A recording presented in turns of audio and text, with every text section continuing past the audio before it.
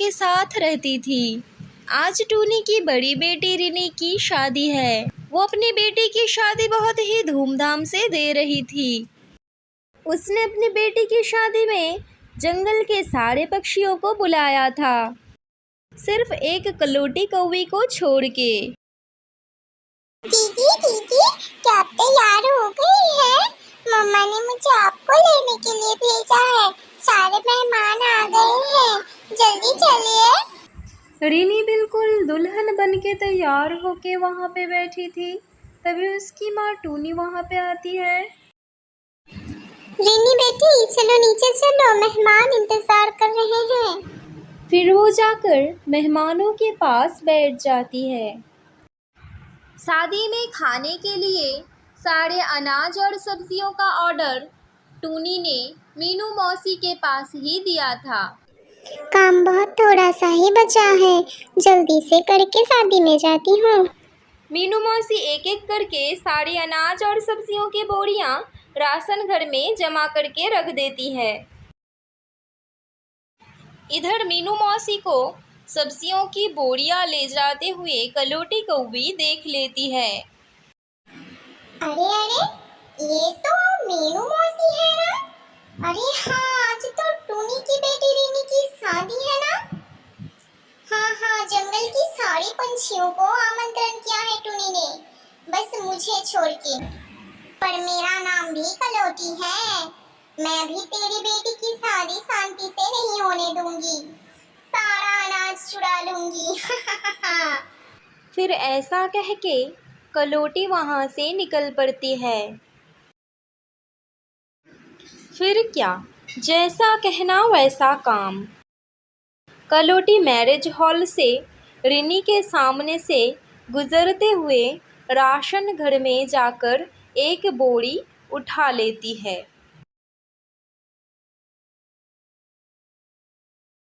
बोरी लेकर कलोटी को मैरिज हॉल के सामने से ही गुजरना था।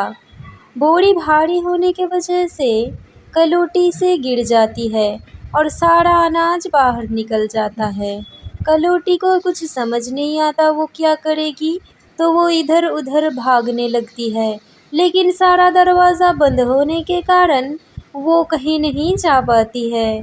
तभी वहाँ पे टूनी आ जाती है और उससे कहती है, अरे कलोटी, तुझे तो मैंने दावत नहीं दिया था, तो फिर तू यहाँ पे कैसे आ गई? अच्छा, तू अनाज चुराने आई है। फिर कलोटी टूनी से कहती है, अरे टूनी, मुझे माफ कर देना, मैं आज के बाद कुछ भी नहीं चुराऊंगी। तो पुलिस को मत बुलाना प्लीज, मुझे माफ कर दे टूनी। और मैं यहाँ से चली जाऊंगी, फिर कभी नहीं आऊंगी, मुझे माफ कर दे। फिर लाली चिड़िया बोलती है, हे कलोटी, तू कब सुधरेगी?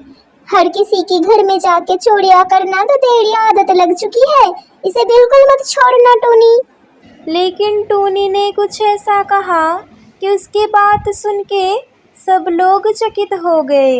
लाली चिड़िया, आपने बिल्कुल सही कहा, लेकिन मैं अपने बेटे रिनी की शादी में किसी का भी दिल नहीं दुखाना चाहती, इसलिए मैं कलोटी को कुछ भी नहीं कहूँगी और कोई सजा भी नहीं दूंगी। बल्कि कलोटी, तुम तो खाना खाकर ही जाना और मेरी बेटी और दामाद को दुआ देना।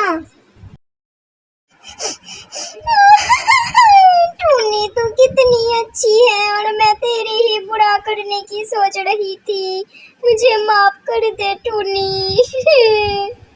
अरे कलोटी, तू अब रोना बंद भी कर, मेरी बेटी की शादी है ना आज, लोग क्या सोचेंगे?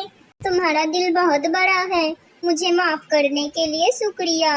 अरे अरे टूनी, तू कलोटी से बाद में बात कर लेना, चल जाके देखते हैं, लगता है कि बारात आ गई है। बाहर दरवाजे पे रिनी की बारात खड़ी थी। सब मिलके उनका स्वागत करते हैं और फिर टूनी की बेटी रिनी के साथ बबलू चिड़िया की शादी बहुत खुशी खुशी हो जाती है, जहाँ कलोटी कौवे भी शामिल होती है।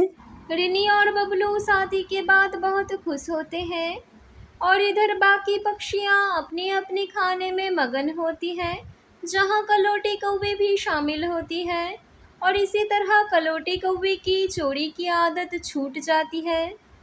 दोस्तों, अगर आपको ये वीडियो थोड़ा सा भी पसंद आया हो तो इसे लाइक ज़रूर करें और ऐसे ही टूनी चिड़िया की वीडियो देखने के लिए हमारे चैनल को सब्सक्राइब ज़रूर करें।